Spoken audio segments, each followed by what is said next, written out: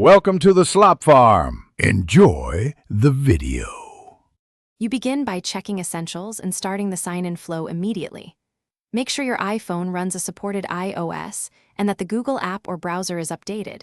Outdated clients block authentication. Turn off any VPN, captive portal, or corporate profile because these intercept Google's requests.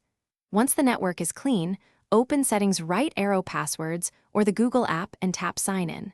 You need your Google password and the 2FA method ready, since Google often requests verification right away.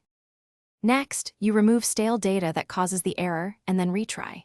First, delete any leftover Google accounts in Settings right arrow passwords or inside the Google app so stale tokens can't interfere. Clear browser cookies and site data, or clear the Google app cache, then force quit and reopen the app or browser. Now initiate sign-in, enter your email and password, then immediately complete the 2FA prompt. Google rejects logins when cookies or tokens mismatch. So this fresh sequence forces correct token issue. To finish, confirm that your account syncs across contacts, mail, and calendar in Settings or the Google app. That verifies success. If sign-in still fails, go to My Account.